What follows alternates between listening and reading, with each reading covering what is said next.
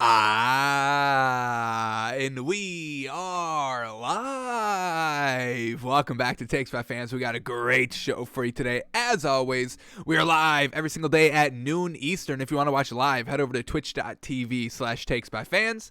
If you want to watch but not live, head over to our YouTube channel, Takes by Fans. We post all of our shows and clips of the show there on a daily basis. And if you just want to listen, we are on podcasting apps, Spotify, Apple Podcasts, Google Podcasts, iHeartRadio. So, however you want to watch or listen, we've got you covered in multiple ways. Alrighty, today is a big old Tuesday, folks, and we've got the play-in tournament, play-in game, not an actual play-in tournament like the NBA, but we got the play-in games tonight, 2 play-in games tonight, 2 more tomorrow to round out the 64 for March Madness. So today on the show, we're going to be predicting, using our algorithm, the 2 play-in tournament games today, play-in games tonight, folks, in college basketball, March Madness. Y'all know what we're talking about here. We'll use our algorithm to see who's going to win. We'll see what the spreads are, see if we're getting great value. And this is our first true test to see if our algorithm is good to go by Thursday, when it all is there, folks. All starts to kick off noon Eastern Thursday. It's going to be great. So we get our first look at our algorithm. We ran our algorithm for the ACC and the Big Ten championship games, and it hit it. It told us exactly the winners. Excuse us, folks. We are a little under the weather today, but we are persevering.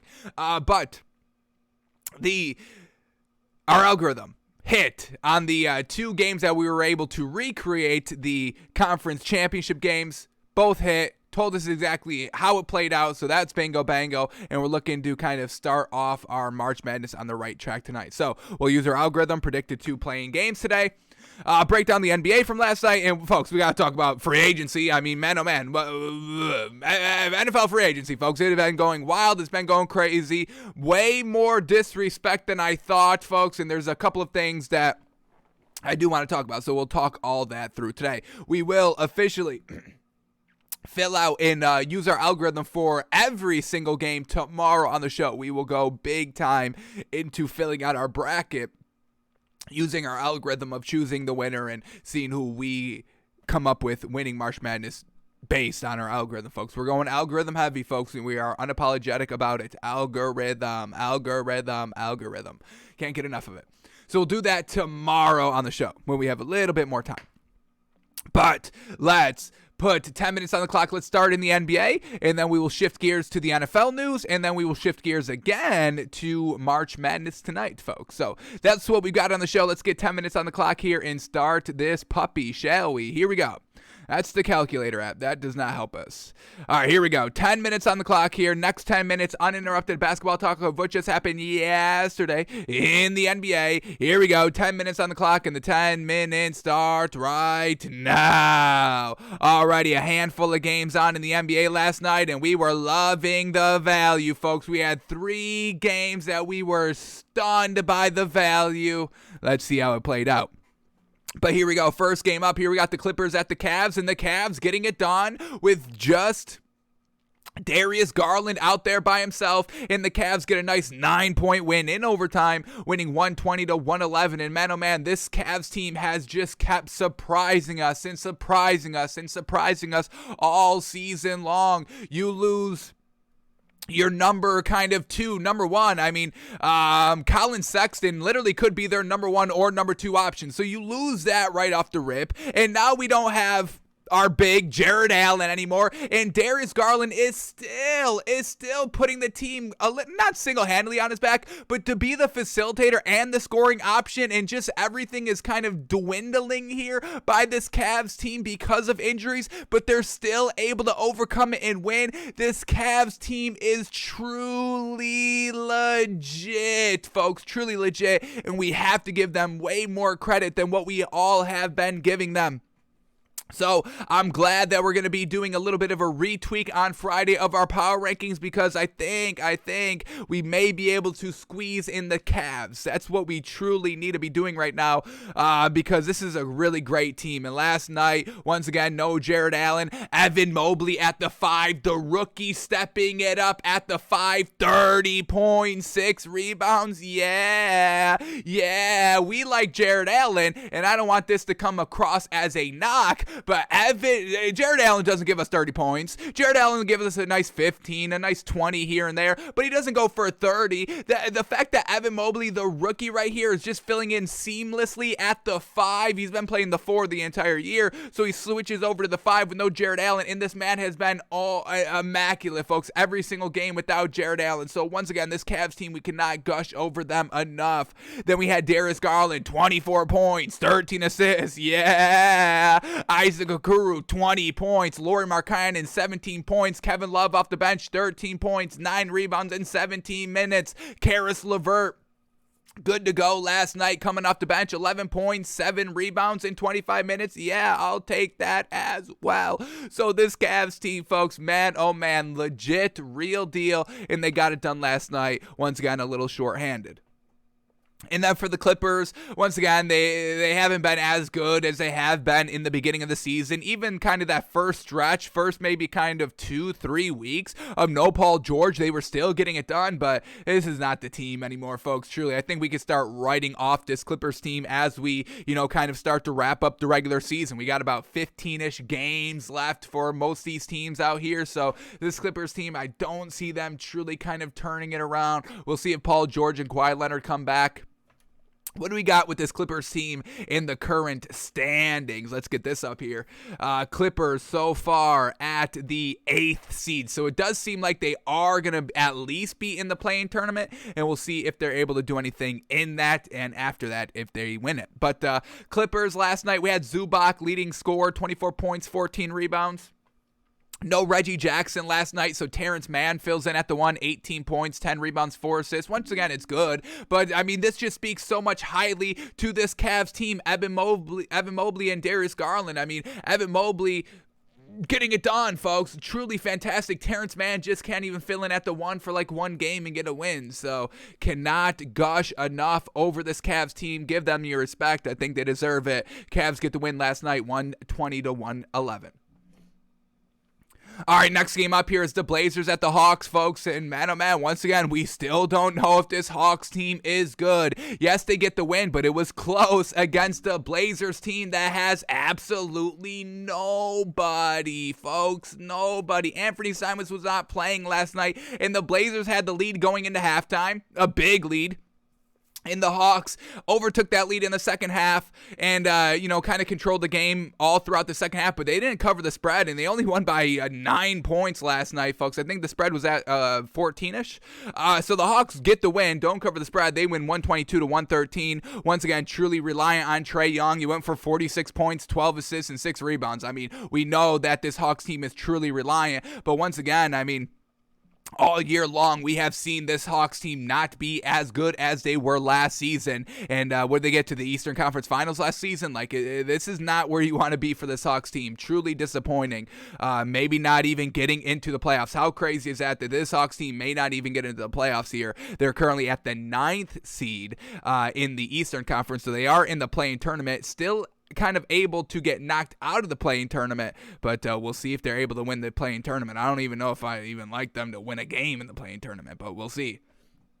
It's going to be real stiff competition. I mean, if the season ended today, the Hawks play the Hornets round 1, and yeah, I'm not confident that the Hawks beat the Hornets. We know this Hornets team is very offensive, explosive, and they catch stride. Yeah, they're beating the Hawks round 1, but let's say the Hawks do beat the Hornets, and then they move on to the next round. They either have to face the Raptors or the Nets. So yeah, good luck facing the Nets and beating the Nets, and even the Raptors. Nick Nurse in a kind of clutch scenario, I'm kind of taking them. So this Hawks team, man, oh man, big time disappointing, and I don't even know if they get into the playoffs this season, folks. That would be absolutely insane.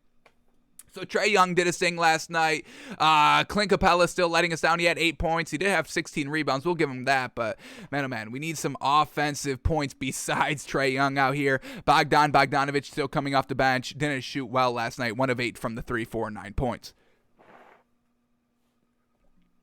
All right, and then for the Blazers last night, this is their starting lineup, folks. And I'm going to read the starting lineup, and y'all tell me if this is a good starting lineup that should have been competitive against this Hawks team. Are y'all ready? Brandon Williams at the 1, Josh Hart at the 2, CJ Ellaby at the 3, Trendon Watford at the 4, and Drew Eubanks at the 5. Does that sound like any greatness right there? Did I name any superstars, any all-stars, any elite players? No. You can maybe, folks, big maybe, make the argument that Josh Hart is something. But it's an argument at the end of the day. At the end of the day, he went for 31.7 rebounds. Well done. Trent Watford, 22 points, 9 rebounds. And Drew Eubanks, 16 points, 10 rebounds at the 5. That was pretty nice as well. But couldn't close out the game. They lose 122-113.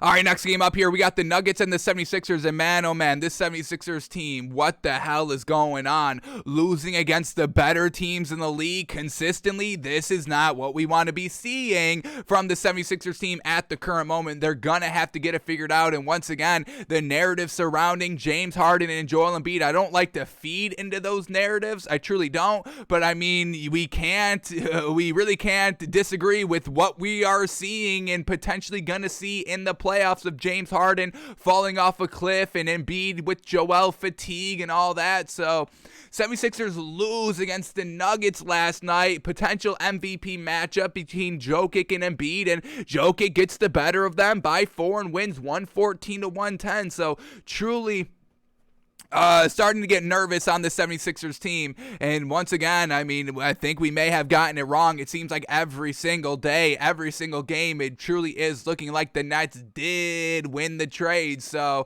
I think we owe a little, some people an apology out here for how kind of double down we were on the 76ers winning the trade. But we may have been wrong here, folks, and I'm getting real nervous about this team. James Harden last night, 24 points, 11 assists, 9 rebounds, classic James Harden. Tyrese Maxey, 19 points on 53% shooting. That was good. Joel Embiid, 34 points, but only 9 rebounds. Only 9 rebounds last night. We never really see that by Joel Embiid. This is light right there. 9 rebounds is light for the man. What is the difference? Is it, Jokic getting it done? 22 points, 8 assists, 13 rebounds. I mean, there it is.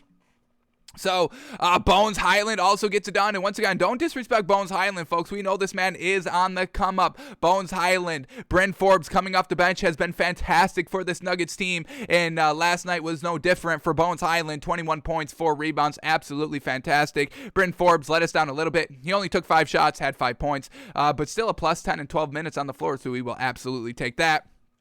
Aaron Gordon doing nothing. Once again, still doing nothing. A minus 13 on the floor, the worst in the game. 7 points on only 6 shots. Classic Aaron Gordon. So once again, Jokic not having a lot to work with out here. Winning games, beating, Joel Embiid, another MVP candidate, beating James Harden, beating an elite 76ers team in the Eastern Conference. Got to give the Nuggets team credit. Got to give Jokic credit towards that MVP. And also let me shout out this before we move off the game.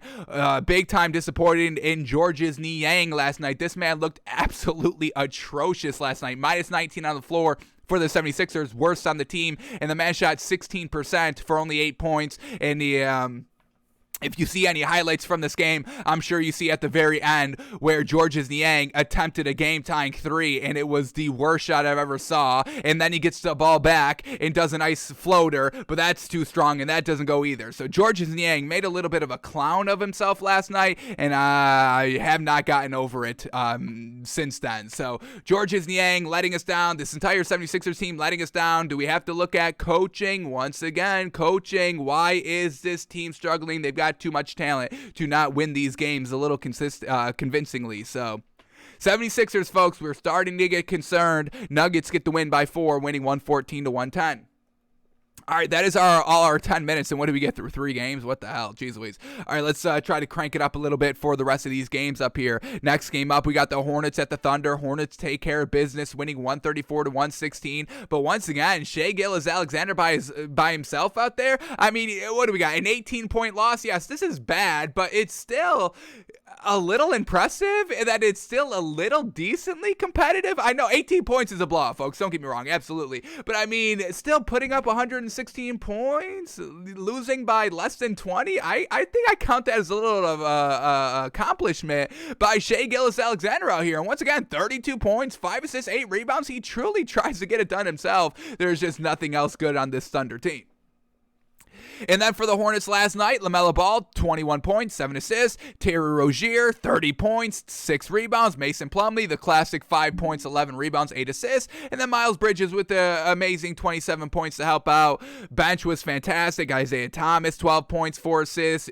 Cody Martin, 11 points. Kelly Oubre Jr., 11 points. So scoring was coming from everywhere by the Hornets last night.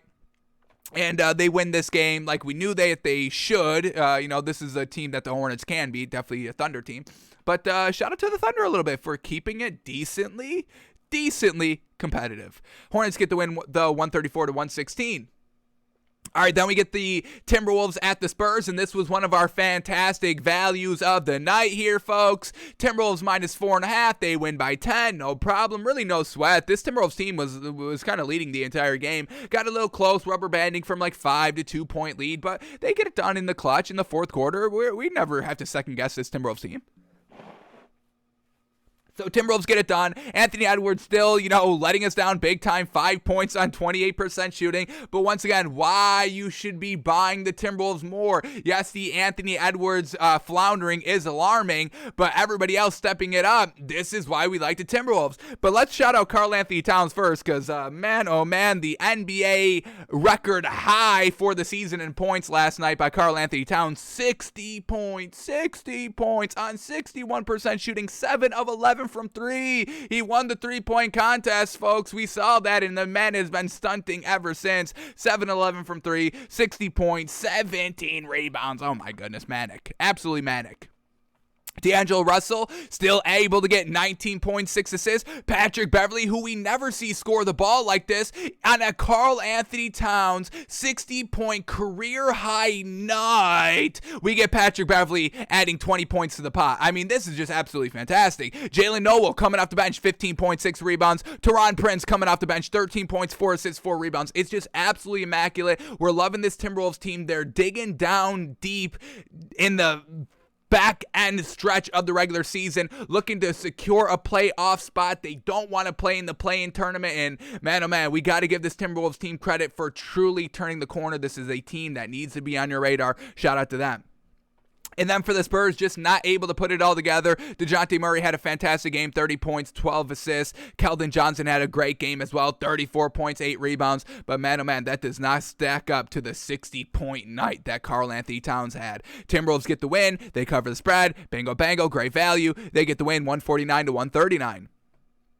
All right, then we get the Wizards at the Warriors. Warriors get the nice win here, 126-112. Once again, with Porzingis in the starting lineup, the Wizards lose the game. Not good. Kyle Kuzma, 11 points on 33% shooting. Porzingis, 25 points, led the team in scoring, 8 rebounds, led the team in rebounds, still a -2 on the floor. Yikes, not good enough for the Wizards. But for the Warriors, Steph Curry, 47 points, 6 assists, 6 rebounds. Unfortunately, Karl Anthony Towns had a little bit more points, so it just swept the Curry under the rug, and nobody's talking about Curry today. Unfortunate. We had Klay Thompson a little back on his groove, 20 points. Jordan Poole in the starting lineup, 20 points. Jonathan Kuminga, 12 points, 8 rebounds. And once again, this Warriors team getting great help from kind of their other emerging role players, Jordan Poole, Jonathan Kuminga. Well done. We also had Draymond Green making his return last night, not in the starting lineup coming off the bench, but 6 points, 6 assists, 7 rebounds, a +24 in 20 minutes. That was the highest plus-minus for the game last night. So Draymond Green getting back into it. Warriors trending upwards. Absolutely. They get the win, 126-112. All right, next game up here, and this is what killed the value. We had an incredible night. We thought we got great value, but leave it to the Bulls, leave it to the Chicago Bulls to ruin a great night of value. And even we took off the board, folks. We had this on the board. Warriors minus 12.5. They win by 14. That would have covered, but we took that one off because we were so confident in the Timberwolves, the Bulls. Unfortunately, the Bulls don't cover, and the Bucks. The Bucks did cover. And there's an interesting story to talk about this Bucks team because it's absolutely crazy. But yeah, Bulls. This is who everybody was loving. Remember, folks, we're not going to let y'all live that down. Y'all were clamoring over the Bulls, saying the Bulls were so good, all that, best team in the league. DeMar DeRozan was MVP, all that, folks. That's when we knew that this team was going to start floundering because y'all overcorrected. Stop overcorrecting. If you make a mistake, that's fine. Admit the mistake. We did that. We did that with the Nets, but we didn't overcorrect. We put them at number 8 in our power rankings. We didn't shoot them all the way up to the top 5, top 3 because you don't have to overcorrect. Admit that you're wrong. Once again, that's something that we all need to learn to do. Admit when you are wrong, because when you don't admit that you're wrong, then you get the overcorrection. Then you get the tripling down, digging in your heels, making yourself look foolish, folks. Just admit that you were wrong. We were a little wrong on the Nets 76ers trade and who won it a little bit at the current moment. But hey, we admitted it. We're moving on. We're retooling our thinking. We're giving praise to the Nets in our power rankings. But we're not overcorrecting, folks, okay? So Bulls could not even beat the Kings last night, folks. Absolutely trash. Like, this Bulls team I don't even think they had the lead. Was there one lead change here? One lead change, folks. Do you know what that means? Do you know what one lead change means, folks? It's 0-0, and then there it is. There's the lead change, 2-0. There it is. That's the one lead change. Kings scoring the first bucket. That was the only lead change. They held the game for the entire game, and y'all are telling me that DeMar DeRozan needs to be MVP and that this Bulls team is good, folks. Remember, they only had 6 quality wins at the All-Star break, and that was so shockingly low compared to the other 14 teams that we were looking at, folks. This is not a good Bulls team. They are not good. We know this for certain now, and we will not be fooled by this Bulls team for the rest of the year. Shame on you, Chicago, for ruining a great betting night. Absolutely abysmal. Absolutely, you should be ashamed of yourselves, and we are not going to give this Bulls team really any more of our attention here. So Kings get the win. Well done for them. Sabonis getting a win, and you even got beat by Sabonis. That's what makes it all worse, Chicago. You got beat by Sabonis, who could not beat anybody his entire career with the Pacers. Come on, do better, Chicago. Damn y'all. So the Kings last night, Sabonis, 22 points, 7 rebounds. We had De'Aaron Fox going crazy, 34 points, 6 assists, 6 rebounds. Dante DiVincenzo making his way into the starting lineup here. 15 points, 4 assists, 7 rebounds. And once again, why did the Bucks let this man go? It makes no sense. I hated it, but he's getting it done for the Kings. So I'm all good with the Kings being good now. I like De'Aaron Fox. We want to see Sabonis shine a little bit, and Davion Mitchell, the rookie, getting it done. 16 points, 2 steals, 2 assists, 2 rebounds coming off the bench. So Kings get it done. DeMar DeRozan, 21 points on 41% shooting. No threes attempted because the man can't hit a 3. We know this. Zach LaVine, 27 points. Vucevic, 23 points, 10 rebounds, just not enough. Ayo let us down. Ayo in the starting lineup let us down last night, 6 points. Kobe White, 13 points coming off the bench, all that. But, man, oh, man, this Bulls team, they've got some talent, but they don't win games, and they can't beat the better teams, and they can't even beat the Kings now. What the hell is going on? Kings get the win, 112-103. All right, here we go. Next game up here, and we love this value, folks, and I cannot believe what y'all did here, folks. I cannot believe what y'all did here. We were talking up the Bucks all day during the show. It was at Bucks minus 1.5 when we were talking about it. As we were talking about it, it went to Bucks minus 2, so y'all were taking the points with the Jazz for some reason I still don't understand. And then the show ended, folks, right? And we all went about our days and all that. And then, about an hour before tip-off, I go to check DraftKings Sportsbook, and what the hell do I see? Y'all did, folks? Y'all bet this from Bucks minus 2 to Bucks +2. What the hell were y'all thinking? Did y'all not listen to the show? We told you Bucks.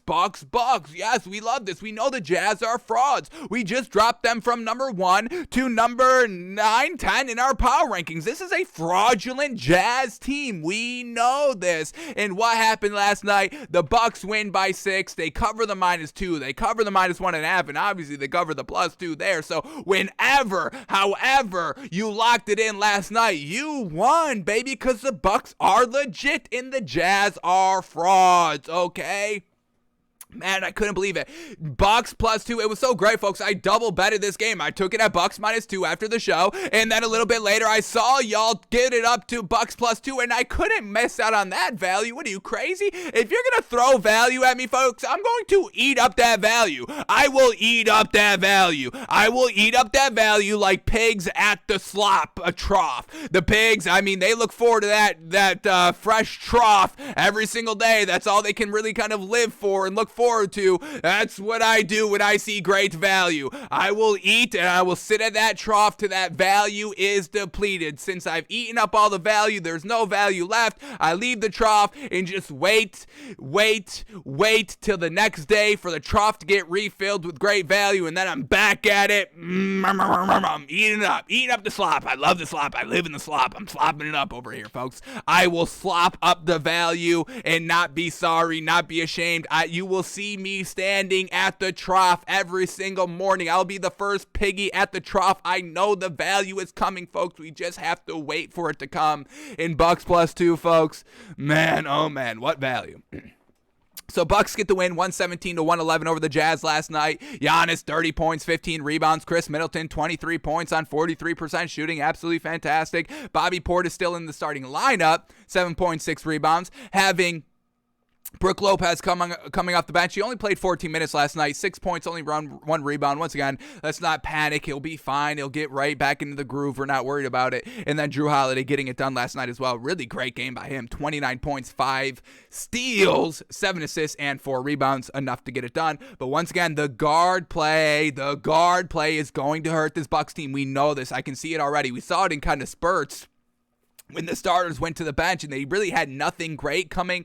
When all the starters went to the bench, and all the bench comes on the floor. The bench, it was looking real bad. The guard play of the bench. So this was the biggest beef there. And like we've been saying, folks, you get Brook Lopez back now, you're not even going to be playing Serge Ibaka. He played 7 minutes last night. Serge Ibaka's time with this Bucks team is done. And what do you have to show for it? A couple of wins when Brook Lopez was out. Bobby Portis was still able to carry it, so I just don't understand. I thought it was a real kind of rush decision. A real reactionary decision, and we just saw what Dante DiVincenzo did last night for the Kings. Really great production. If you put this on this Bucks bench, yeah, we've got a great team. But this Bucks team, we know we love them. They can beat anybody any given night, but in the 7-game series, when you're gonna have to go to the bench here, this could be their downfall, folks. So don't say we didn't warn you if this Bucks team cannot repeat, because they don't have any good guard depth on the bench. They really need Pat Connaughton back ASAP to try to kind of hide the wound a little bit. All right, but then the Jazz last night, once again, not great. Can't clutch it up. Donovan Mitchell played really well, 29 points, 8 assists. Rudy Gobert played good, 18 points, 14 rebounds. Pretty solid play by him. Mike Conley, 29 points, but the bench by the Jazz was a little abysmal last night. Jordan Clarkson, a -21 on the floor. That's never good. Hassan Whiteside, 3 points. Rudy Gay, 5 points. So, the bench that we gush over, Hassan Whiteside, Jordan Clarkson, Rudy Gay, they all floundered last night and can't get it done for the Jazz, and the Bucks end up taking advantage and getting the win. Bucks win 117-111, and then the last game last night here, Raptors at the Lakers. Lakers are trash. We know this, and they lose by 11 at home against this Raptors team. 114-103 win for the Raptors last night. Scotty Barnes, 21 points, 9 rebounds. Siakam, 27 points, 11 rebounds. Precious, back at the 5. 10 points, 11 rebounds. Gary Trent Jr., 28 points. Fred VanVleet, 11 points on 21% shooting. Not efficient, but 7 assists, 7 rebounds. We will absolutely take it.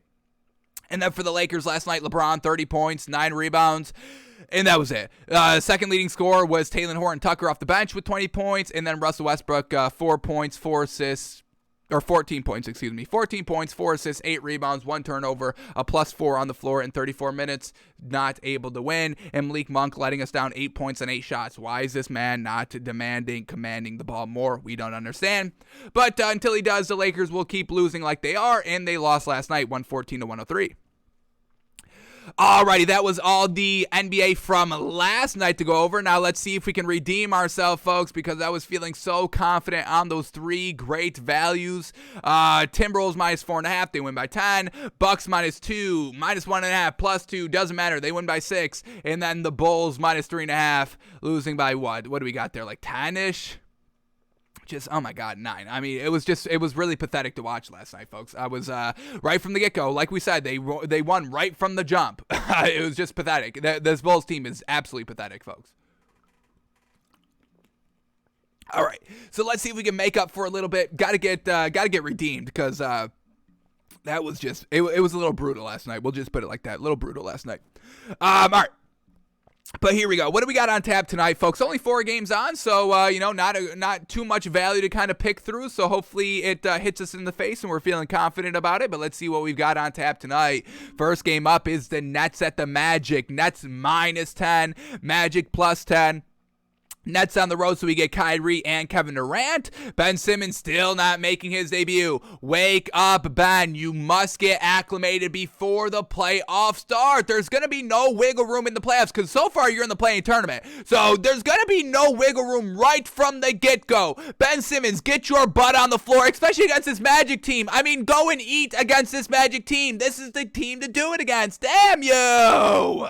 Ben Simmons, truly, he's getting a little under our skin, folks. Play. The man is not injured. Do not get that confused. Well, he didn't play for the 76ers because he was injured. No, he had his feelings hurt, folks. That's the only reason why he didn't play for the 76ers. We get LaMarcus Aldridge out, so their bench bigs will be a little not great. And Seth Curry is a game-time decision. For the Magic, we get Jalen Suggs out. That's basically it. But yeah, I think we're going to go with the Nets -10 here. The Nets, when we get Kevin Durant and Kyrie doing their thing, this Magic team, they just overperformed, yes? Didn't they just overperform against somebody? Their last game, they almost beat the 76ers, lost by 2 in overtime, so that was kind of their big performance. They'll go back to being trash. Nets -10. Large value, but we will swallow it. Yes, sir.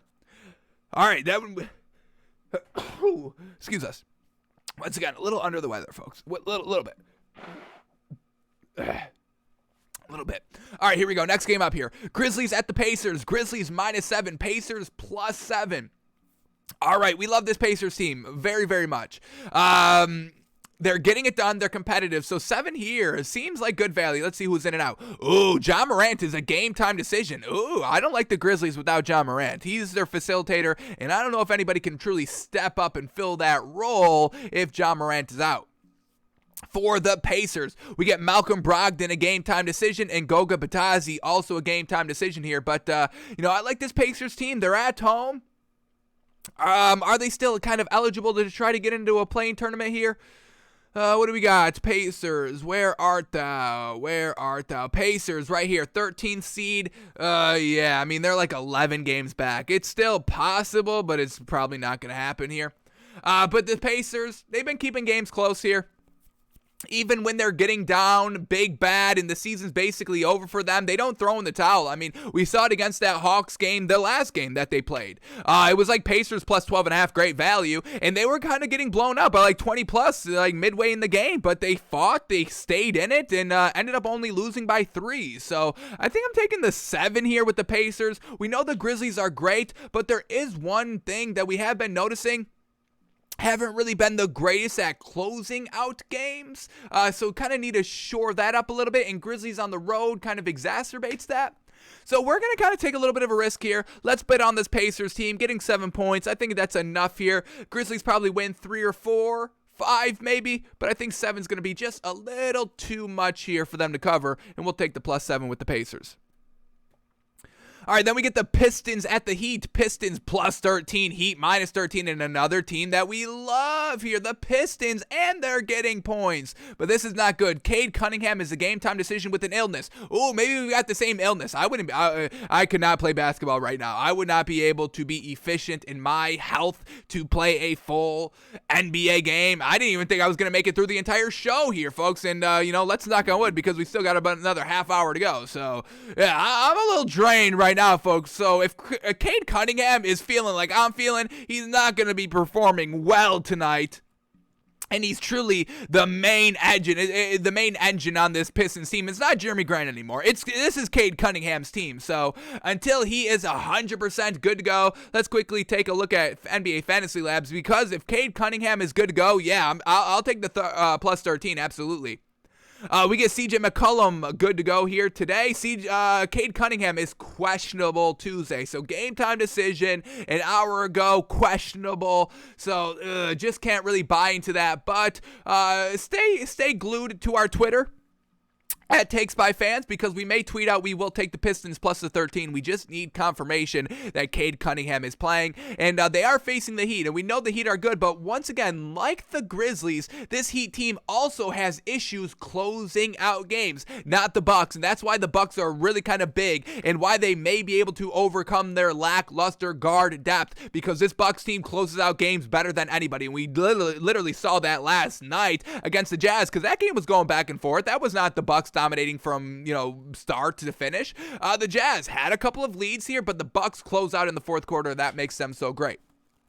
Heat have trouble doing so, but we need confirmation on Cade Cunningham before we bet this game. So we will stay away from it for now, but this Pistons team getting points, folks, that's always great, especially getting plus 13. It's immaculate value, folks.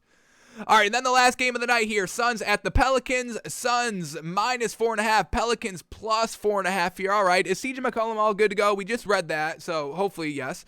What did we say? Did we say good? Yes, available. Perfect. Now we just need Brandon Ingram. Please, hopefully this gets us, hopefully Brandon Ingram's good to go as well. But Brandon Ingram is out, so there we go. We'll stay away from betting the Pelicans here. We still like this Pelicans team. There is still bad ability with them, but we need everybody good to go here, especially Brandon Ingram. CJ McCollum is good, don't get me wrong, but we need that big three. This Pelicans team will not have the big three. And then for the Suns, everybody's good to go, but Chris Paul obviously still out, and Cameron Johnson is also still out here. So this Suns team has been rolling, absolutely rolling. Without Chris Paul, Cameron Payne has been filling in absolutely fantastically. Devin Booker doing his thing. DeAndre Ayton playing out of his mind, knowing he has to step up to be a nice scorer out here. So I'm going to take the Suns minus 4.5. We love the Pelicans. I don't want this to come off as disrespectful, because we have been talking up the Pelicans the last couple of weeks, but we need them at full strength to truly bet on them. So we'll take the Suns minus 4.5. All right, so here we go. I mean, we are potentially taking every single game tonight, folks. And as we're talking, the Nets go, was it minus 10? Because now it's at minus 10.5. I think it went up a little bit. But potentially taking all 4 games on tonight. Solid value all throughout here. We're taking the Nets minus 10.5, the Pacers plus the 7. Suns minus 4.5 here. And we will take the Pistons plus 13 if Cade Cunningham is good to go.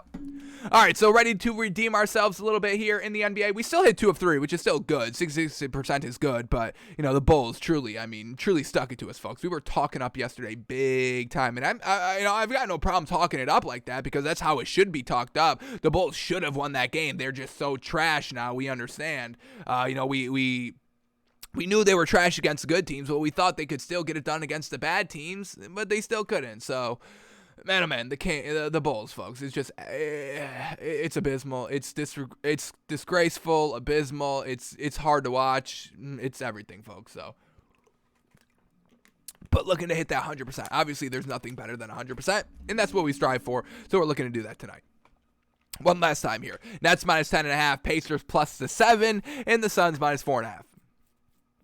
Alrighty, that is all the NBA we had to go over for today, so now let's shift gears to the NFL, where there's free agency popping off, folks, and tons of stories to talk about here. So let's talk about what has been going on in the NFL with free agency. It's still going on right now, so we'll see if there's any breaking news as well, but there's a lot of noise going around in the NFL, new teams getting new players signing to their same team, getting better and all that. So let's see who's making a splash and spending some money in free agency.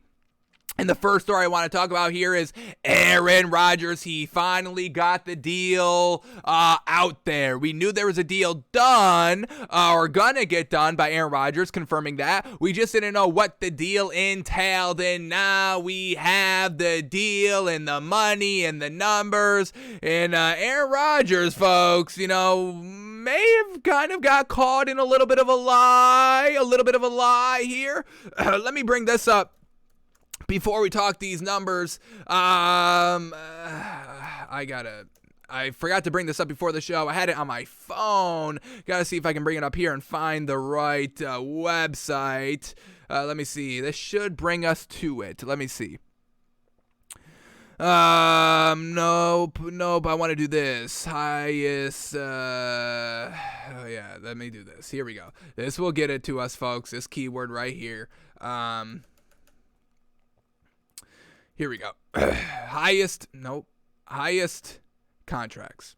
Got to see the contract numbers because Aaron Rodgers, remember, folks, he said that he did not want to be the highest paid quarterback in the NFL. Remember, we knew that Aaron Rodgers was coming back, returning to Green Bay, because Aaron Rodgers told Pat McAfee, and on Pat McAfee's show, he said, hey, Aaron Rodgers is coming back. And then Ian Rappaport, or somebody big like that, a checkmark verified account here, said, hey, Aaron Rodgers wants to kind of be the highest paid player in the NFL and all that. And Aaron Rodgers, once again, went on Pat McAfee and told Pat McAfee that was, quote, categorically false. But now we have the numbers here by Aaron Rodgers. So here it is. On first read, the Packers quarterback Aaron Rodgers' new contract he gets $42 million this year, 2022, $59 million next season, and $49 million in 2024. So that's $150 million over the next 3 years, and the first two are fully guaranteed at signing. So Aaron Rodgers is getting paid a lot of money, but it is a team-friendly deal, and that is something that we also heard about the Aaron Rodgers contract. It was going to be a little bit of a team-friendly deal, and these numbers don't look like team-friendly deals, but it is because they converted most of it to a signing bonus, so it doesn't affect the cap. And actually, the Packers saved $18 million against the cap this season by converting everything to a signing bonus by Aaron Rodgers. So Aaron Rodgers is getting paid a lot of money, absolutely, but it is still a little bit of a team-friendly deal. So both parties were a little bit right. Aaron Rodgers did want to be one of the highest paid quarterbacks. We're going to look at the numbers in a second, but also Ian Rappaport, kind of being right it was Ian Rappaport being right that Aaron Rodgers wanted to be one of the highest paid quarterbacks, and also Aaron Rodgers a little bit right, saying, hey, no, that's not really it, and it's a little bit of a team-friendly deal and all that. So both parties are a little bit right, in their own in their own accord. I don't know if that word works, but I'm using it because I think it does, but I'm not sure. But both parties are right in their own accord. Yes, we'll see. But once again, it's Aaron Rodgers telling half-truths like we know. Ian Rappaport, a little bit of a half-truth as well. But, we're focusing on Aaron Rodgers because we see the half-truth every time the man opens his mouth. He's the Riddler. We know this. So, Aaron Rodgers getting $150 million. Let's see where that stacks up against kind of all the other big names here, quarterback-wise. So Aaron Rodgers, currently valued at $150 million on his contract. Obviously, that's not the highest because we get Dak Prescott at $160 million. We get Deshaun Watson still at $156 million. The Josh Allen at $250 million. Obviously, that's a lot more years. That's 6 years, so that inflates the number a little bit. And then, obviously, the Patrick Mahomes, $450 million over 10 years. But the average value for the year, Aaron Rodgers is the highest. He's getting $50 million million average, where Patrick Mahomes is the second highest at 45. So in that regard, Aaron Rodgers is kind of the highest paid quarterback, right? Highest paid player. So Aaron Rodgers calling that categorically false. No, it's not categorically false. It's not 100% true. Like that number isn't 100% true because it is still a little bit of a team-friendly deal. So that's where Aaron Rodgers kind of, uses language and wording. And folks, I'm telling y'all must look at their language. Look at their language. People oversimplify language, folks, to like 1,000,000,000%. We try not to do that, here on the show. I like using language. I like seeing the words. So, how people are feeling and all that, looking at their wording and what language they're doing. We talk about charged language all the time. Aaron Rodgers calling that claim categorically false. That is charged language a little bit. By doubling down that it's not just false, it's categorically false, making us, that we believed in that Aaron Rodgers wanted to be the highest paid player, a little bit of gaslighting, being no, that's, you thought I wanted to be the highest paid player, that's categorically false, a little bit implying, you're wrong and you're crazy for even thinking that and all that. So that's what I'm talking about in language and charged language. And I truly stress, I'm watching this show on Hulu and it is absolutely fantastic and it truly ties into language, folks.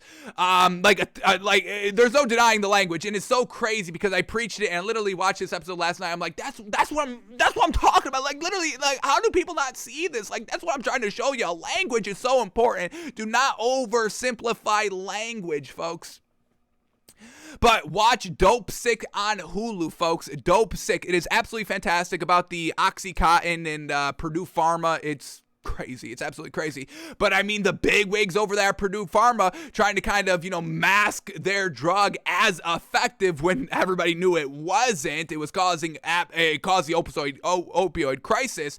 But the big wigs at Purdue were looking at ways to change the language on the label to make the product look good. They were dancing around the language of the label, folks. So please look at language and everything. Decipher the language. Use language to your advantage as well. Language is a powerful tool. Always use the language to your benefit, folks. Language. I'm telling y'all, I cannot stress language enough. Language is everything, folks. Do not oversimplify your language. But back to all the money here. Aaron Rodgers getting $50 million average a year. That's highest in the NFL. So, once again, Aaron Rodgers, that's not categorically false. It's not. You are, and we all know Aaron Rodgers wants the respect and wants the recognition, and money and recognition, they do go hand in hand. So we, when we first heard that, Aaron Rodgers wants to kind of be the highest paid player, we weren't like, oh my God, that's crazy. Why would he want to be the highest paid player? Like, he doesn't deserve it, or, he doesn't have the personality for that. Like, yeah, we were like, okay, that obviously makes sense. He does deserve the money, folks. Once again, we knock Aaron Rodgers, but we knock him on the greatness level, the GOAT level. We don't knock him at just regular quarterback level. The man's fantastic. We know this. Once again, language and not doing everything binary, this or that. It's either this or it's that. It's not just this or that. Exactly with Aaron Rodgers, folks. It's not just this or that with him. We knock him and we're a little hard on him because we're talking about the greatest of all time, folks. Everything is not just black and white. If those are the two biggest takeaways on this show, folks, it's language and not everything is binary. Not everything is black and white, folks. Those are the two things I cannot stress enough. And those work for everything. It's not just the sports industry, folks. It's literally everything that you go and think about and just kind of everything that impacts your life. Watch the language and watch how they fit everything in either this or that. It's not like that, folks. We can have nuanced conversations. Y'all are smart. I know y'all are smart. I'm telling you, I watch everything y'all say. I'm watching you, yes? You think the government's watching you? No, it's me. I'm the government. I'm watching you. You don't have to worry about the government spying through your cameras. That's me. I'm doing that, okay? So just please take it away. And I know it's a sports show, but everything ties in together, folks. That's why, and once again, I'm getting a little off track here, but that's why I hate when people say, it's just politics now. Everything is politics now. Well, They all go hand in hand. Everything intertwines in itself. Once again, stop having everything be binary. Oh, I want football and not politics. Obviously, nobody wants politics and everything because that's when people fight. And stop fighting over politics. Use your language to understand what other people are saying and reevaluate your thinking and all that. Have true discussions. Y'all like to say you want conversations. Well, y'all are not having any conversations. I see the quote unquote conversations y'all are having. Those are not conversations. What are y'all talking about? Those are you just talking to somebody, getting out their bullet points, their talking points out. That's not a conversation. That's why when people attack Joe Rogan, I'm like, what are y'all talking about? The man is just having conversations out here. Y'all are, but we are truly digressing here. We got to digress.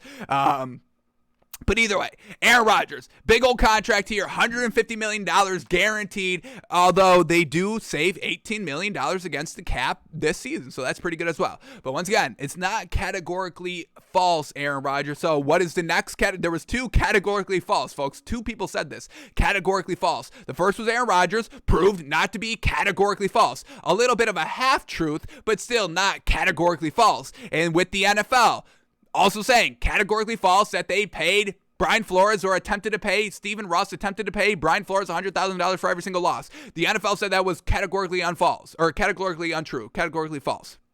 So, what is going to be the half-truth there? Yes, they offered him the money, but he didn't take it. Is that going to be the half-truth? Because that's the worst half-truth you can say. So, whatever the defense and the excuse of the NFL is going to be, it's going to be a half-truth because we know people use the charge language. We know nobody admits that they're wrong and all that. We know this. So, Aaron Rodgers, classic Riddler, and I'm still looking forward to Batman Brady beating him this season back in the NFC. So, and that's going to be a canvas, folks. Watch out for that because I'm about to make something. I'm going to try to make something in Photoshop that I think is going to turn out good. Just has to turn out good, and that's coming on the canvas, folks. Next season. Hopefully, we'll probably unveil that a little bit closer. Obviously, we're still in the thick of it of the offseason, but new canvases will probably go up in August-ish. Maybe August. Wanted to get up something else back here. So we'll see if we do anything else before then, but August is probably when we'll unveil our new sets behind us. New flag, 3 new canvases. We'll see how it happens, how it all works out, but it's coming, folks. Alrighty, so Aaron Rodgers getting paid money, folks. Love to see it. Alright, and then this story, because folks! Y'all made me go manic again, and y'all were lucky it was not taking, place during the show. Y'all are lucky this news did not break during the show, because once again, y'all are being so disrespectful, folks, and, I don't mind disrespect here and there, playful disrespect, that's the disrespect we love, but this is just straight up disrespect, folks. This is mega disrespect, and once again, everybody doubling down, and I just don't see it at all. I cannot even grasp your thought process on thinking this. So we get the Steelers signing Mitchell Trubisky yesterday to a 2-year deal. And everybody was saying, oh, Mason Rudolph needs to be the starter. Mason Rudolph is better than Mitch Trubisky. Did we not just see that, folks? Kevin Patra has his hooks in everybody, folks. And I blame Kevin Patra because he's the first one that said this. And now everybody's saying it as well. Mitch Trubisky is way better than Mason Rudolph. It's not even debatable, folks. So when you're thinking, oh, who should be the starter? It's not even a debate. Why are you even having that thought? It's not a thought. We know it's Mitch Trubisky is better than Mason Rudolph. Mason Rudolph is the worst quarterback I have ever witnessed, folks. I do not mind being on record saying that. I would say that to his face. You are the worst quarterback in the NFL ever, in the history of the NFL, folks. I would have no problem saying that to his face. Obviously, if I ever meet the man, I want to be cordial, and I'm not going to just, instantly bum rush him and be like, Mason, you're the worst quarterback of all time. I'd be cordial with him, and I'd probably pass it off a little Smurfy, be like, oh, Mason, you are truly trash, that. No, I wouldn't say that, but, Mitchell Trubisky, what the hell is going on with that? And the way that Matt Nagy was coaching, we don't even know if Mitchell Trubisky is that bad. We know he's not great. I think we can all agree that Mitchell Trubisky is not great. He's not fantastic. The biggest knock that we do have on Mitchell Trubisky is that he throws those red zone turnovers, and that's something that you cannot do. But the fact that he was still doing decent with Matt Nagy, I think that speaks volumes. Absolute volumes. Mason Rudolph couldn't get it done when he had the entire year to himself and learning from Mike Tomlin in that whole cast of great wide receivers that he had. He couldn't even make it look good then. You're telling me he's going to make it look good now? No, stop it. But everybody wanted to say Mitchell Trubisky's worse than Mason Rudolph. Everyone's like, well, why would you hire a second string and all that? And I'm just like, what are y'all saying? And even Vegas is in on this, and I don't understand why this happened, but the odds got worse for the Steelers when they signed Mitchell Trubisky. I don't know how much worse. I couldn't find the tweet with the exact numbers, but I do know that the odds got worse when they signed Mitchell Trubisky. Kind of saying, hey, if they rocked with Mason Rudolph, they'd be better. What? I feel like I'm in bizarro world, folks. Like I put up with a lot of stuff that y'all say, and I bite my tongue a lot, and I try to respectfully disagree. But this is just something that I'm like, I cannot even begin to think about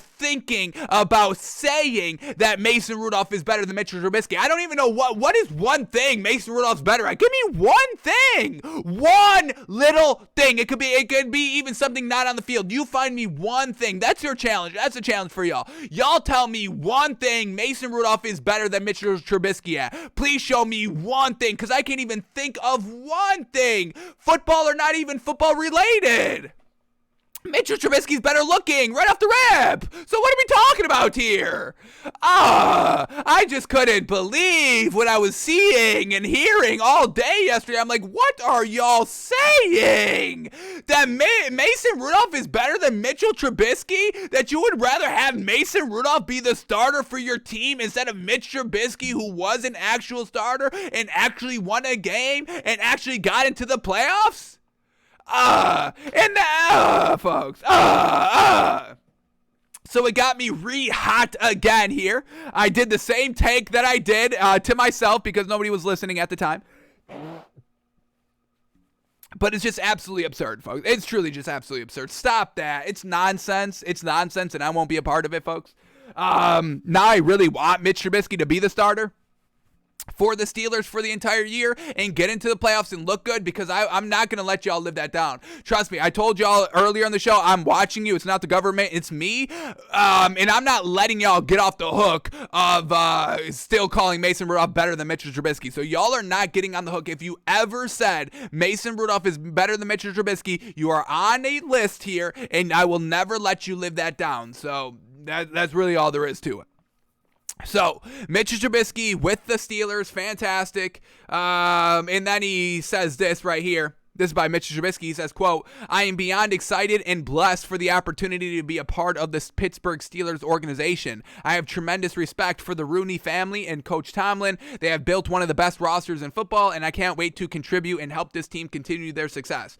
The only knock I have on Mitchell Trubisky besides the red zone turnovers is like, this man is just boilerplate. I mean, every time he opens his mouth is just straight up boilerplate. Even when we read that article by Kevin Patra, when he brought up the most blasphemous thing that you could ever say, even then, Mitchell Trubisky was like, yeah, I like Dallas. Oh, yes, I like the Steelers. The Steelers are the black and the gold, and they're great. Yeah, it's just like, I don't think Mitchell Trubisky has a personality to him, which is truly unfortunate, but, you either got one or you don't, and I don't know if Mitchell Trubisky has one. So maybe that could be your argument. Mason Rudolph has a better personality than Mitchell Trubisky, but didn't Mason Rudolph get hit with the helmet by Mason Garrett? So I don't know if that personality is really working out for Mason Rudolph. So anyway you slice it, Mitchell Trubisky's better than Mason Rudolph, and the next time somebody says it, I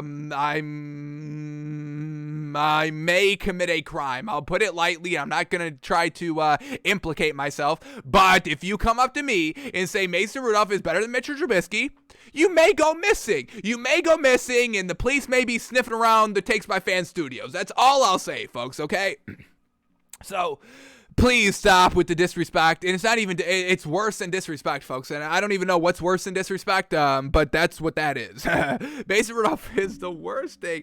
We're going to watch Mason Rudolph. We're going to watch him. We have no time in today's show or probably in the next couple of days, but I'm going to watch Mason Rudolph again. Obviously, we still have to watch Mitch Trubisky again, but I want to watch Mason Rudolph again just to laugh at this man and truly try to see what y'all are seeing. But that's going to be a fun show because I'm going to rip on y'all hard because, once again, that's just too wild to even say, folks. It's not even in the realm of thoughtful takes on sports takes. It's not even the realm of thinking, folks. So, Mitchell Trubisky, a Pittsburgh Steeler, and I'm kind of liking it. I think it's solid. We'll see how he plays this season. Obviously, I don't know if Super Bowl, I don't know if that's on the table, but, solid wins, maybe a playoff bid, and we'll see if he catches fire. Nick Foles caught fire, folks. Anybody can catch fire, except Mason Rudolph. He's the only quarterback that will never be able to catch fire because he's the worst quarterback of all time. All right. What else do we have time for? We got about 6 more minutes on the NFL news, then we got to do our algorithm and all that and then get out of here.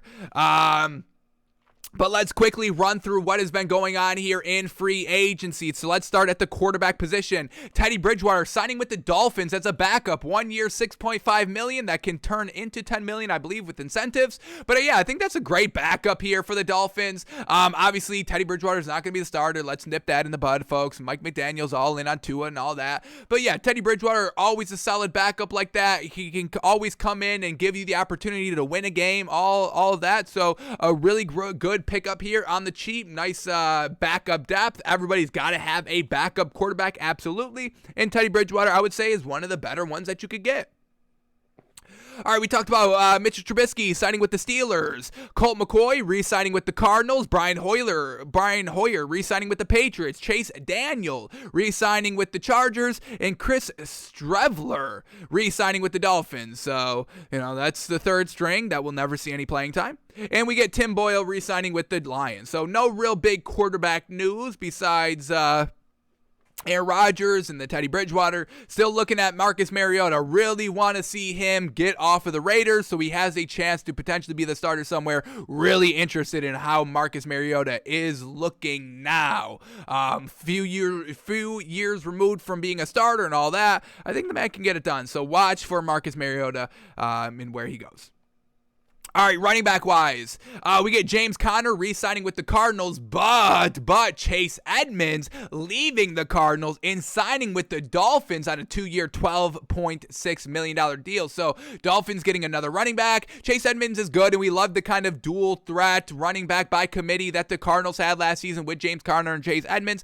But, the Dolphins, they had some good running back play at the end of last season, but Mike McDaniels wants his own stamp out here, and he's going with Chase McDaniels, so we'll see how he impacts this Dolphins team.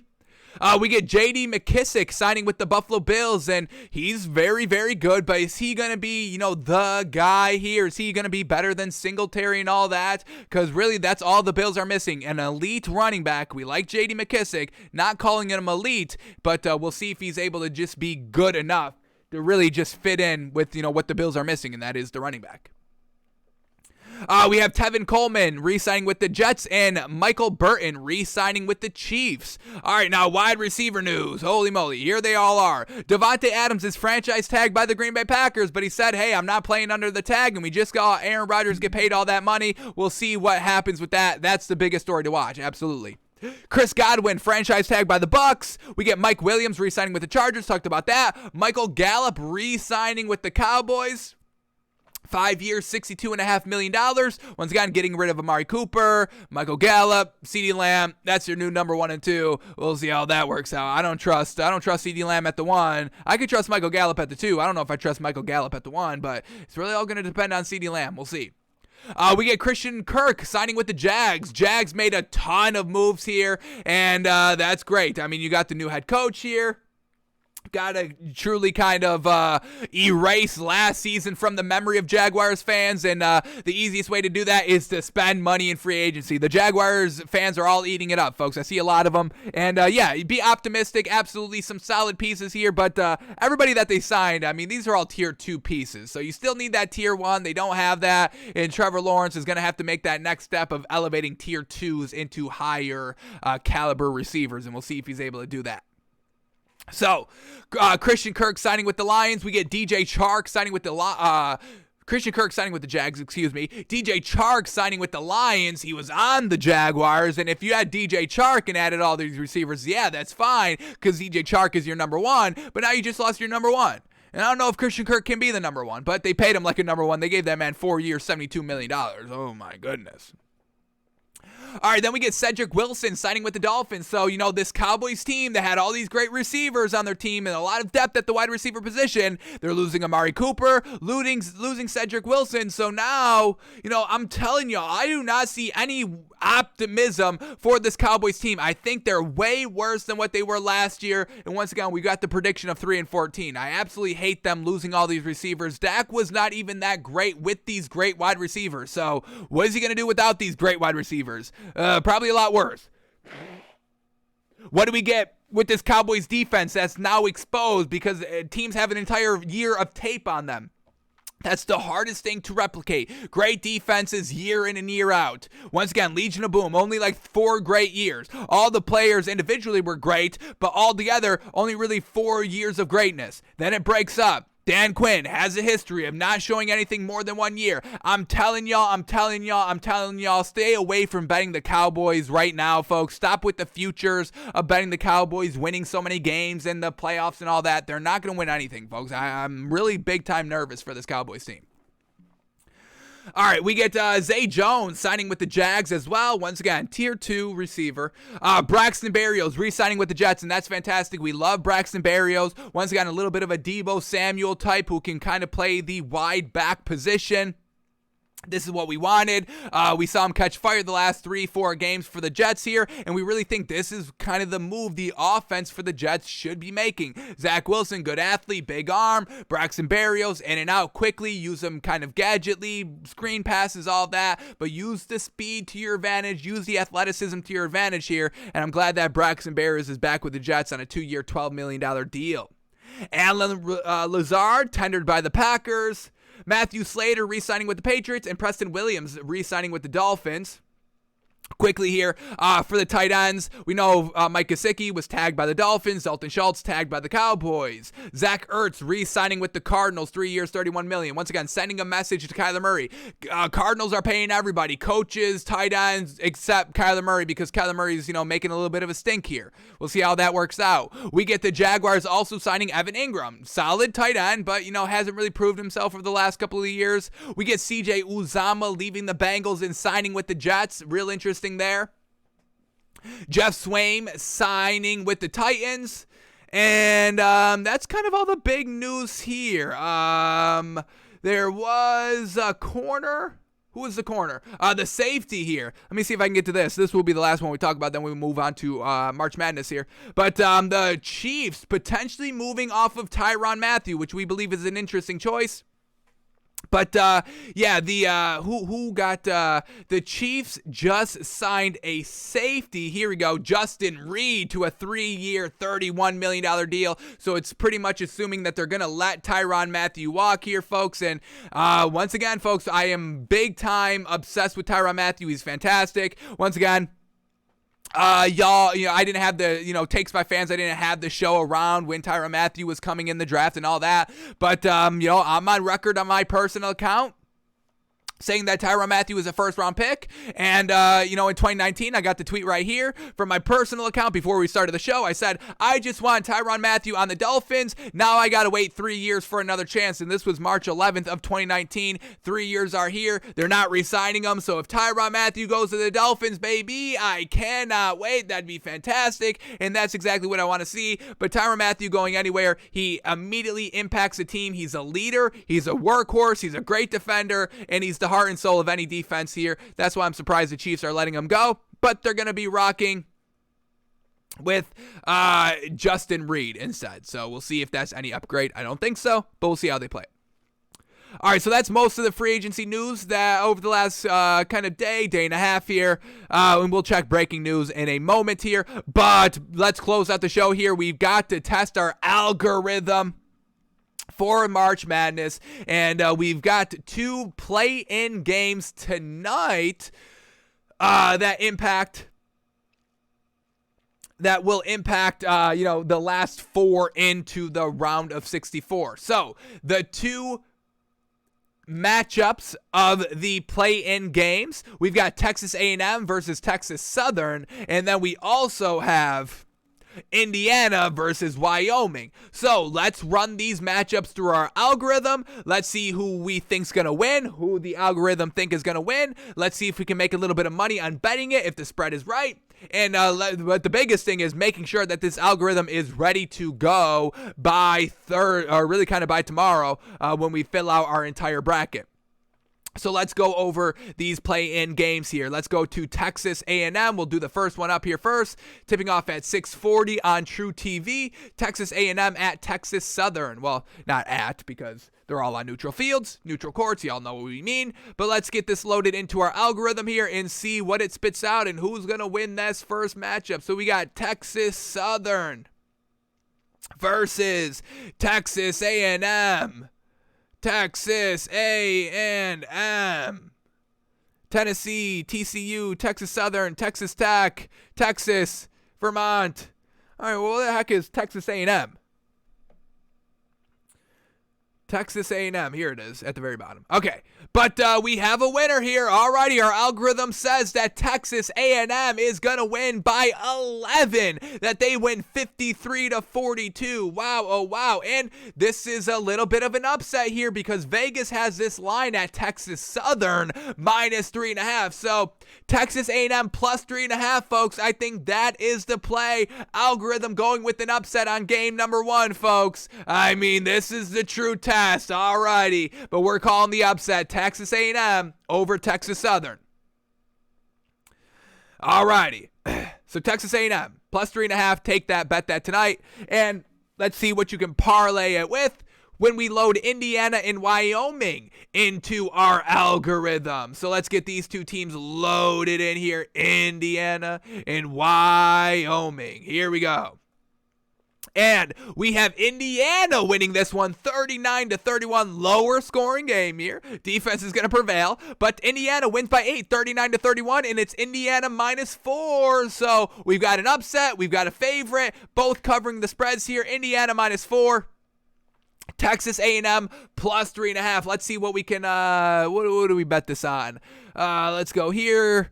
DraftKings, let's load this up one last time before I get rid of these. Nets -10.5. Pacers +7.5 now, going up a little bit. And Suns -4.5. All right. But here we go. Texas A&M Corpus Christi at +3.5. And we are going Indiana -4. Where's Indiana?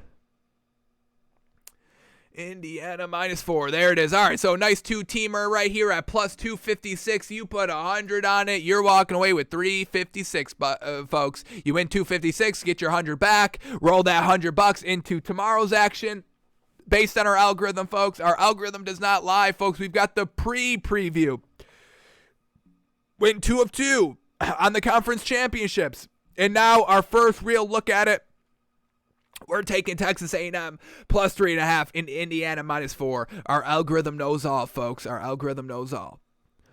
Alrighty, folks, that is going to do it for us today. We are back live tomorrow, noon Eastern, when we fill our entire bracket based on our algorithm. Hopefully it's good to go. We may have to tweak it, last-second tweaks. This is our last ability to watch these games. What do we watch? What stood out? What should we be weighing more based on these 2 playing games? And then we got to commit to the algorithm, finalize the algorithm, and work through the bracket to crown our winner. That's all coming up tomorrow on the show.